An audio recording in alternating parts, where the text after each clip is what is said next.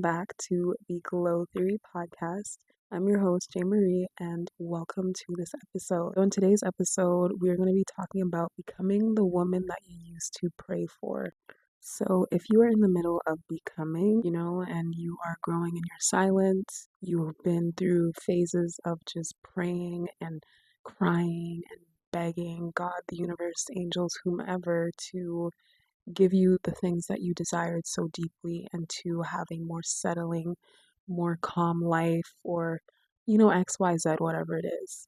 This is for us. And it's also just like a little gentle reminder that you are doing exactly what you need to be doing, that you are right where you need to be, and to just trust your process regardless of how far or how wherever your process is. So segment 1, honoring the girl that you were. So before we get into anything else, I thought it was very important to say that it is very much important to honor and validate the girl that you were, before healing and growing and changing and maturing, and honoring that girl that you were. She might have been an overgiver or a people pleaser, or staying in situations or connections way too long, or having low self esteem, no boundaries, believing that she had to prove her worth in love and connections and whatever it was. She is not weak, okay?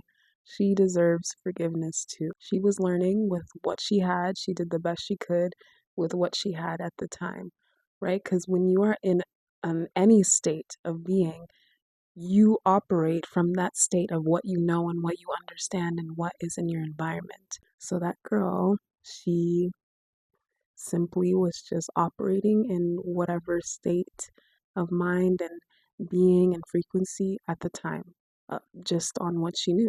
So before we talk about becoming, let's just pause and thank that past version of us.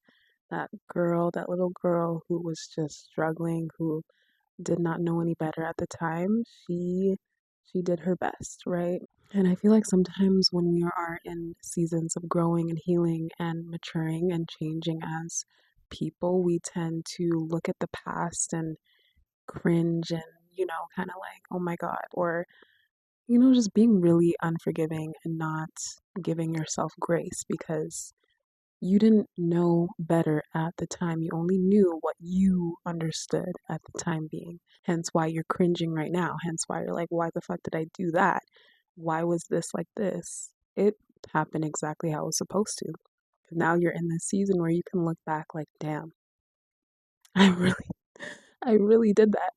All right, let's move on to segment 2. This is the becoming phase. So, this stage, I would say, is like the messy kind of stage. It's like you're letting go of this old person that you used to be, and then the person that you are becoming is right on the other side, and you're right here. And it's like, it's like confusing because you're not yet who you want to become and who you're healing to become. And that middle phase of becoming is and can be quite uncomfortable, especially when you are shedding a lot of layers of your old identity and shedding layers of, who you used to be, shedding your ego, getting rid of old habits, old mindsets, old timelines that will obviously shake your foundations, but also your external environment. Like, you might be losing friends, you might disagree with certain people that you used to be close with. Your comfort zones are going to be rattled and shaken up. You might have these super drastic changes happening around you. Because every time I feel like when people are healing and changing and growing on the inside, the external environment it has to change as well. It has to match you. It really is confusing during those times because everything is moving so fast and changing with inside of you and maybe in your external environment with your friends, your family, maybe work or habits. You're losing old pieces of your identity that you were once extremely comfortable with. But every ending is just an answered prayer disguised as redirection. So when you are becoming her, when you are becoming that version of you that's waiting on the other side, becoming her is just about surrendering. It's about letting yourself allow yourself to change, to grow, to become. It's truly about shedding every layer that you built based on survival, based on fear, based on conditioning, based on, what society told you that you had to be. And letting that go and shedding that and stepping into your more soft, more refined, more elegant, more graceful being that you are. It's not only that you're changing, but you're also just truly tuning in to who you have always been, truly. It's just the world, society, conditioning, survival, trauma might have morphed and shaped you into someone that you weren't, and wearing all these sleeves of identities that were based on survival, that was based on fear, that was based not on your true essence. All right, I'm going to move on to segment 3, which are habits of the woman that you prayed to be. All right, so let's bring this down to earth. Becoming her is not just about the spiritual essence, it's also your daily routines and your habits to continue to be this newer, this better version of yourself. It is practical and you do build on her daily. So I'm going to give some habits that help me that might help you align with staying in that practical energy. And these are the habits of a soft, stable, and secure woman. So let's get into it. Number 1, morning peace over phones or phone chaos or phone whatever nonsense. Early in the mornings, I stay away from my phone because I've just woken up. I need to give myself time to wake up and get my body to stabilize and get my hormones to be stable again. Okay, we're not reaching over to grab our phone as soon as we wake up. What is so desperately on your phone that you need to be checking it? No, no, no, no. Wake up. Let yourself wake up. Maybe stretch or something. Make yourself some tea or coffee, whatever drink of choice in the morning, and go sit down.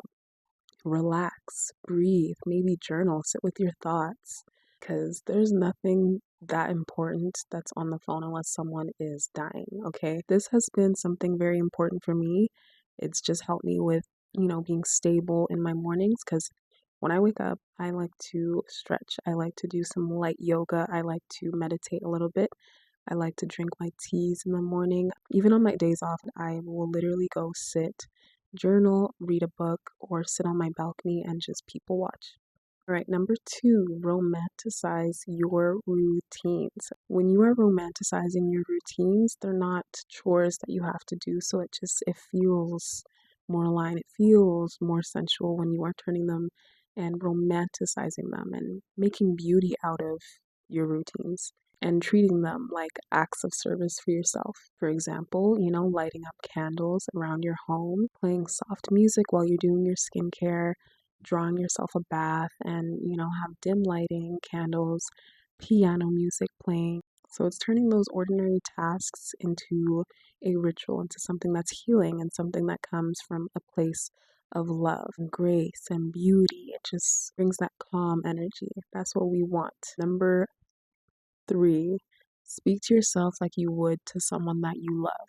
No more of the, oh, I'm stupid, or oh, I'm not enough, or I didn't do this better, I need to do this better, or I suck at this, or I'm da da da da, whatever negative thing that you can think of. No more of that. Don't talk to yourself like that.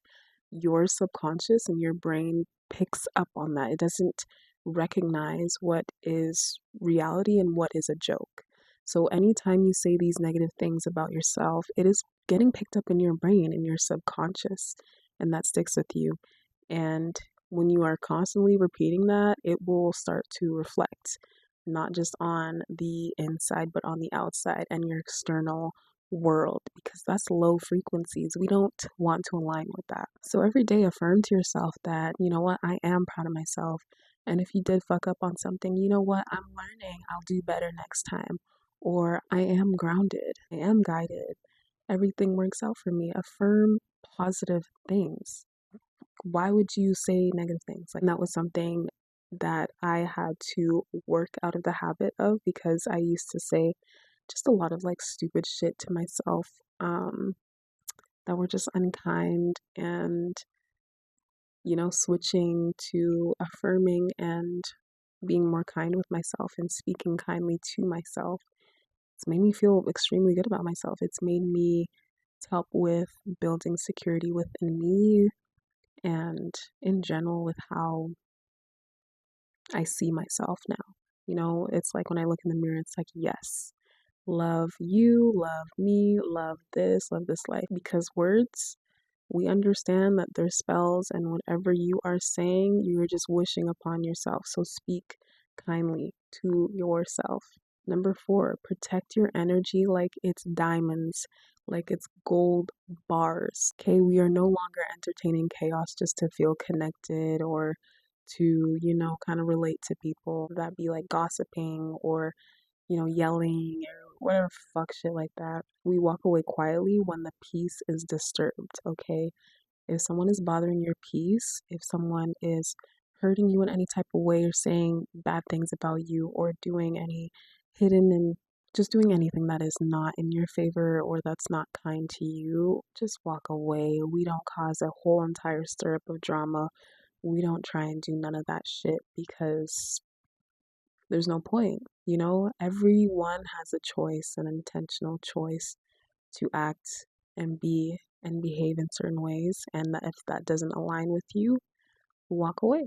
We also know that solitude is a sanctuary, not a punishment. Okay, we are also very much comfortable being in stillness, being in our own solitude, not being around people, not being always having to have friends or people around. We're comfortable in our own skin, in our own environments. So, with protecting your energy and your boundaries and you and your peace, it doesn't mean that you are unkind, it just means you have discernment. All right, number 5, nourish the body that is carrying your vision. Okay, because we're eating more mindfully. We are eating home cooked meals that actually nourish the body. We're drinking water. And for me personally, I don't like to drink pop or soda or, I don't even drink alcohol anymore. All of that, it's personal preference. Like, do whatever as you please. But yeah, I pretty much just drink water and tea all the time. Okay, sometimes if I want to spoil myself, I'll get me a pure leaf. Those are bomb, but I really try my best to stay away from like high sugar, sodium, whatever fuck drinks are out there right now. We do this because it's not out of punishment, it's because it is out of love. Love for yourself, love for your body, and love for your health because we understand that the glow is not just spiritual, it is also physical as well. You got to take care of her, and also drink your water, okay? When you are eating good, taking care of your body, nourishing your body, you're cleansing it and detoxing it of any parasites or bacteria that might have been lingering with inside of your gut. So try your best to eat healthy because it'll clear up your skin as well. And is good for the punani. So take care of yourself. Nourish your body with good foods. Drink good shit. Take your supplements. Take your vitamins. Work out. Do what you can. Number 6. Embody softness, not aggression. Okay, because over here we don't need to yell to be heard. We set boundaries with a calm confidence, and if that is not understood, that is removed from our life. Okay, again, with the we don't need to yell to be heard. Yeah, conversations that I have with people, I don't like to yell. I rarely yell ever. And conversations I have with people, even if it might get a little spicy, I don't yell to get my point across, even if they're already elevated there. I say what I have to say, whatever's on my mind, and move on. Because me yelling, it makes me uncomfortable. I don't like being in that state of being where I'm yelling and I'm angry. I hate that. I don't like that. We're also moving with grace and not from ego. Okay, we move with discernment, we move with intuition, with beauty, with grace, with kindness, with love, with nurturing energy. We are not moving from a place of ego, from a place of fear, of survival, of trying to prove yourself to people. We don't move like that, okay?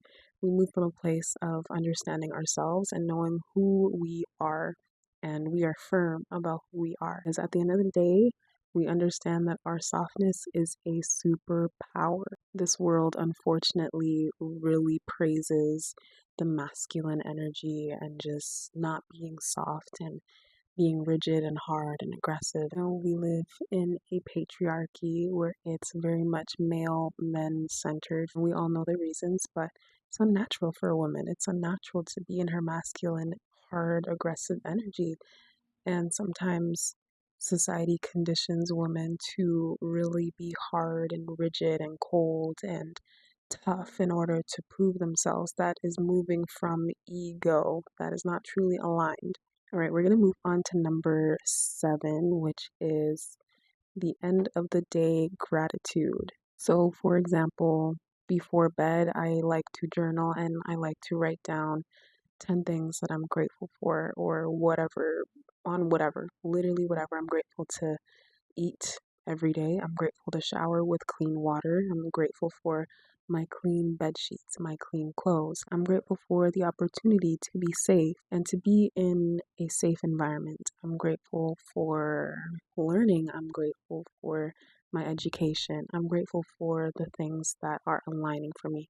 Things of that nature, because gratitude opens the doors for more blessings, because not a lot of people in various parts of the world have what you currently have and probably are praying to be able to sleep in a bed that has sheets in it. Just a reminder for yourself and putting that good energy into the universe, because we like to attract good things from a place of appreciation and gratitude. We're going to move on to segment number 4, which is becoming her energetically. So, becoming her is also about embodying the energy before the physical catches up. For example, if you want to step into abundance, you need to feel that abundance. If you want to attract love, you need to feel that love within yourself. It's not pretending, and some people like to call it delulu, especially like when you're manifesting or whatever. It's not, it's preparing yourself actually. It's aligning your energies with for that said thing that you want in your life. It is about frequencies. Match the frequency, match the energy. And when I say frequencies, is because when you align your habits, when you align your energy, and when you align your intention, the universe, or whomever you believe in this sense, the universe recognizes that signal. It recognizes that frequency. So it will match your reality to what you are pinging out.